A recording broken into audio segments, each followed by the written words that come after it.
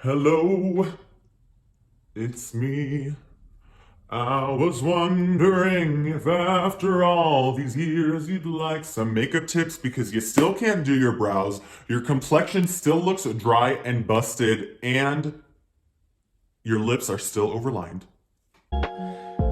Please don't take any of that seriously. Please, please, please. Hey everybody, and welcome back to my channel. My name is Mark, and thank you so much for tuning in. If you are new here, welcome. Thank you for checking me out and looking at my videos. And if you're a returner, thank you so much for being supportive and watching my videos. Hopefully you are liking them and subscribing and sharing them with your friends.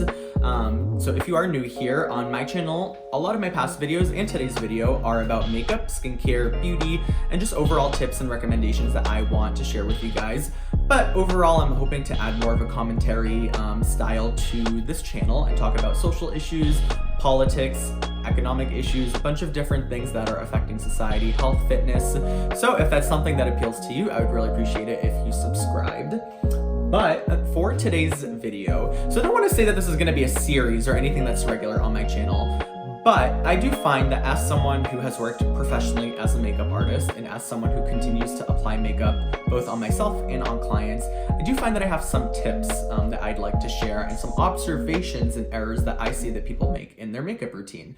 So that's exactly what we're going to be doing today, and I have a few videos in mind. And for today's video, the topic of the video is a common mistake that I see when people are applying lipstick.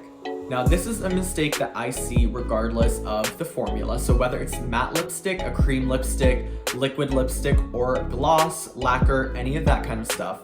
But the specific colors that we're going to be targeting for today's video are pink tones, red tones, and berry tones.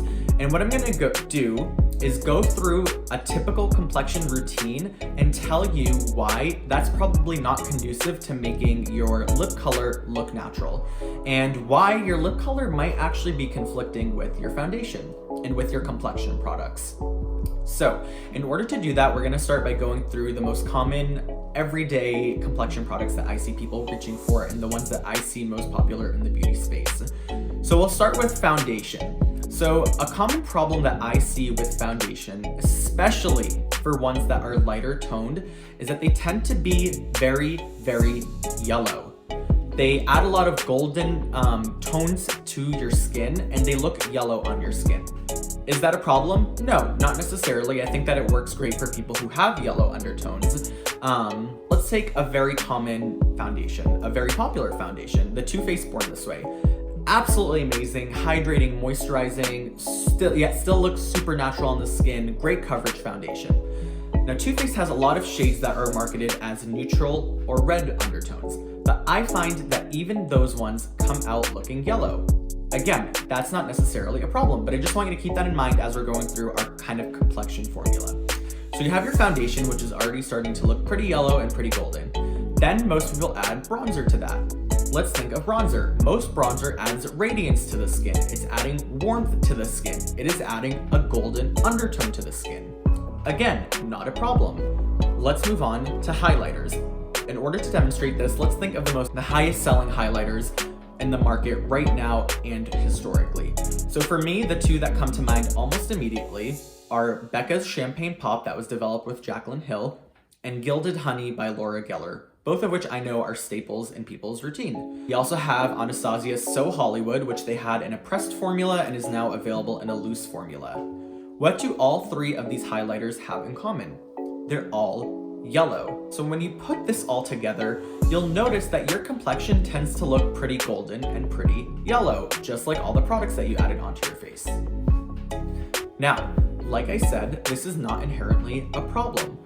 But as a makeup artist and as someone who understands color theory, the reason that I find this to be a problem is when you go on to put lipstick, specifically red, pink, or berry toned lipsticks. Now, the reason that it can be a problem when you apply these products on your lips is because the redness that's in the formulation of the lipstick is contrasting with the yellowness of your complexion.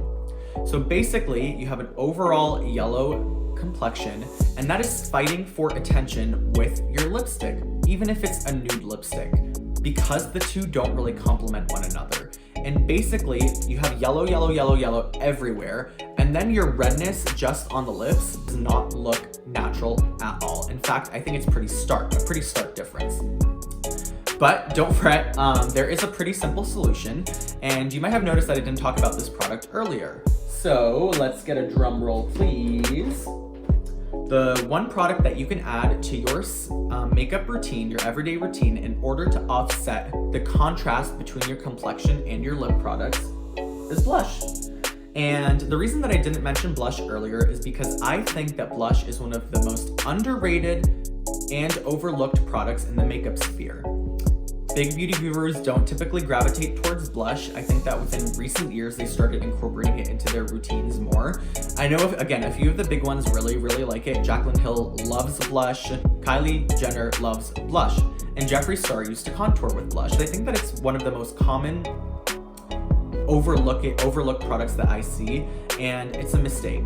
So, why the blush? So the reason that you want to add blush into your routine, especially if you have a red, pink, or berry toned lip, is because it's going to help to offset that contrast. Because now, instead of having an overall golden complexion, an overall yellow complexion, you're bringing in tones such as this pink one over here, such as these ones over here that are coral, and you're adding them to your complexion. And what that's going to do is it's going to help to unify the look. Unify the makeup look and make everything look super even and complementary to one another. So instead of as before when you had the contrast between the yellow skin and the red lip, you're going to have an overall uniformity to your look, and I'm telling you, it is going to look so natural. And just even beyond that, blush just adds a natural flush to your skin. It adds natural warmth.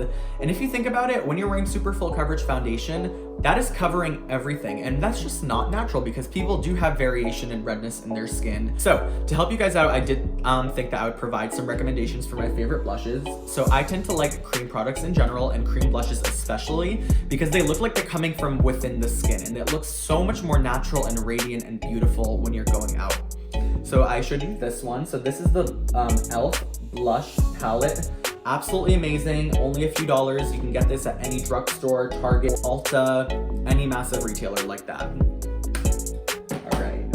The other two formulas that I really like, this is a liquid. This is by the brand Glossier, and they're cloud paints. So these are super pretty products as well. Just waiting for them to focus if they want to.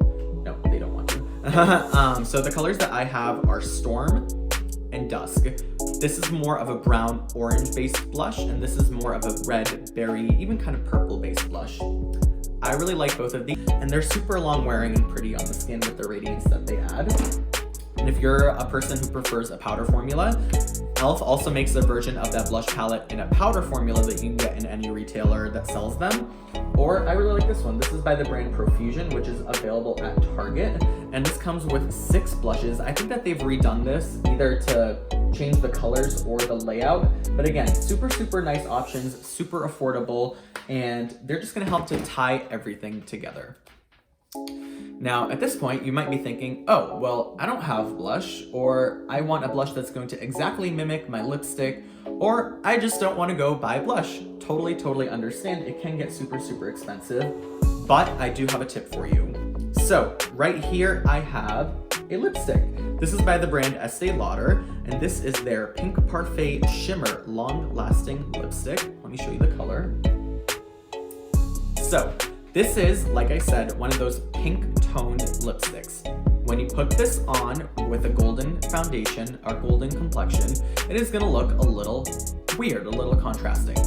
What you can do, and this is one of my favorite all-time tricks, is to use the lipstick as blush.